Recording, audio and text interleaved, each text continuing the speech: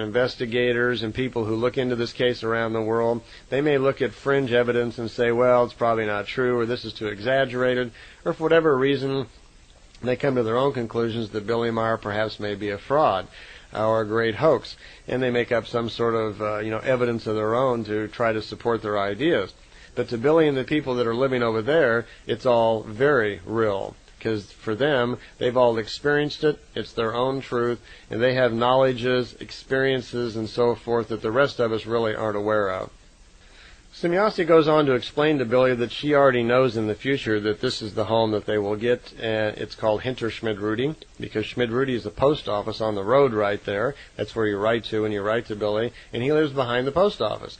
So in the German language, Hinter means behind, so he lives in Hinterschmidrudi, in other words, behind Schmidrudi, behind the post office, which he does. It's a little road that just leads down into the forest right behind the post office there on the road that goes to that area, and that's where his home is.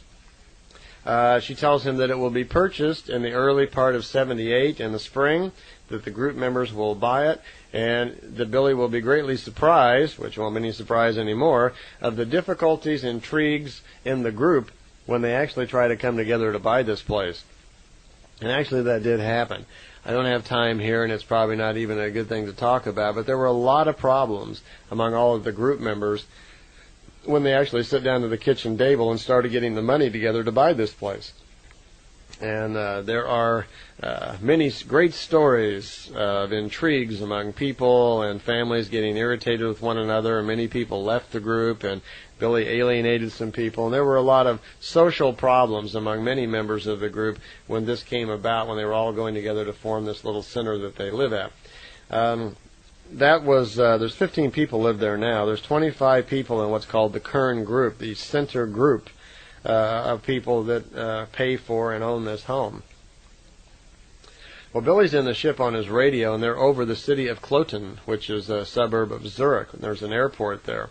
And he sees, he's got his radio with him. He's got his little two-way radio with him, and he's trying to get in touch with Jacobus, who is down in the car, and he can see Jacobus on the ground. And he asks Semjase if Jacobus can see the ship. And she says, no, probably not very well, that it's being screened, but she can let it be seen a little bit. And so he calls out to Jacobus on the radio. Jacobus doesn't answer. And she says, well, I've told you before that when the ship screens are on, it also blocks energies from going out, and your radio signals can't get through the screen. So, and then she fixes it somehow, and she connects his radio to something in the ship so his radio can actually, his signals can get through the screens. Jacobus hears Billy, and he responds, no, I can barely see the ship. It looks like a shimmering light kind of in the sky, but I can't make it out very well. So Billy turns to Semjase and says, let Jacobus see the ship. So she does. She drops the screens just for a few seconds, and quite quickly Jacobus responds, yes, I can see the ship. And it was just hanging in the air in front of him, up in the air. So he was very excited. So for him, Jacobus, here was his truth. He finally got to see exactly the ship in broad daylight and know for himself that it was real also. So he has his own truth. Billy says, well, let's play a little joke on Jacobus here, and when you let me down right in front of the car to kind of startle him. I'll just appear suddenly in front of the car. And she says, well, I can do even better than that. I can fix it so when you materialize, you will materialize from the ground up, and it will look like you just came popping right up out of the ground. And he says, that's great. That's exactly the effect I'm after. He wants to shock Jacobus. So he does, and he appears, he just springs right up in front of the car suddenly, and it really gives Jacobus a shake. And Jacobus later goes on to write like a 2-page little article about his experiences that day, seeing the ship, and he describes how he has to put up with the tomfoolery and the jokes of Billy when he springs up in front of the car. Billy did this for Elsa and Bernadette and several others. He's always trying to trick them, but over the period of time, over the course of these contacts, all of his special members and close members of the group all got to see the ship at one time or the other. All received telepathic messages from Semjase. Many of them have their own shoeboxes full of pictures that they took on their own in broad daylight also. So anyone who thinks the ships are not real or there is not supporting evidence, all you really need to do is talk to these people. There are a number of them over there who have all shared in this experience, and this is another reason why they keep to themselves. Okay, we're up to the 75th contact, which was on Monday, February 21st, 1977. Billy says to Semjase something kind of unusual happened. They were out at the new house that they haven't moved into yet. They're out at the new house, getting excited, looking it over, before it goes through escrow. Or we have escrows in California. I don't know what they have in Switzerland, but they're getting the money together to buy the house, and they've made a down payment apparently, and they're waiting for the paperwork to close and the house become their own. And they're out looking at it, and Billy notices in the basement, which was full of water, that the water now is disappearing. And he notices one small footprint where the water was, and it looks like the footprint of a child. And he calls out to Bernadette, who's with him, to get her camera and come take a picture, which she does.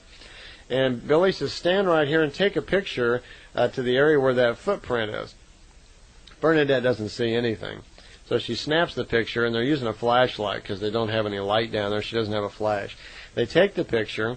The picture is then developed, and Billy tells her to watch on the film because on the film she'll see something unusual, and she does. On the film she sees a little dwarf being with a helmet on, and she's really surprised because she says, I couldn't see anything with my eyes. And he says, well, that the Semjase had told him that there was a dwarf race that lives on one of the planets in the Pleiades, and these people have these unique special ability to mentally clean the air and to clean negative energies from objects and from fluids and so forth. And the Semjase had asked them to come and clean the house of negative thoughts and negative influences in the wood and the water and the stone and the ground all around the area before they moved in, so it would be healthier and cleaner for them spiritually. And this little being was there doing that, and that he wore tape, what looked like tape, around his body to keep himself invisible. And it was invisible to our eyes, but the camera would pick it up. So we had this faint image on a picture by Bernadette of this little dwarf being helping spiritually clean up the house for them.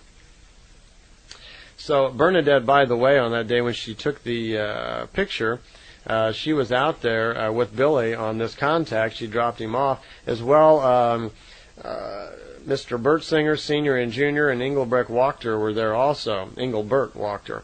And all four of them on that day got to see a display also, a demonstration they always called them. All four of them wrote up a little note then that's several pages in the contact notes about this particular contact where Semjase allowed them also to see the ship in broad daylight hovering just in the air. So again, all four of these people are again having another contact in broad daylight, and they're receiving telepathic feelings and thoughts from Semjase. So for them also, the experience is growing.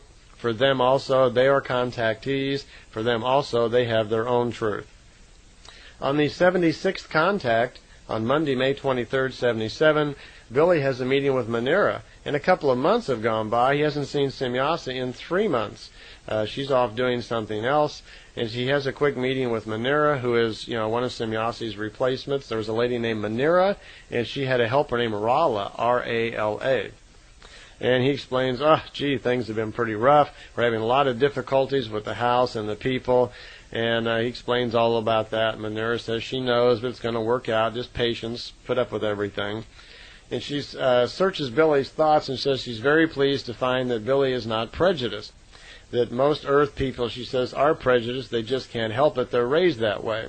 That they're raised, it's a control factor that they raise us so that we learn and can be controlled by hating color and so forth. In that way that power organizations can control us. And that's true. If they can rile you up so you are against someone who has brown skin or blue skin or green skin or whatever it is, then you are easily controlled and you are falling to the whims of whoever is controlling you. Well, I see once again we're running out of tape. These little cassettes are just too short, aren't they? Okay, so I'll see you over on the next tape.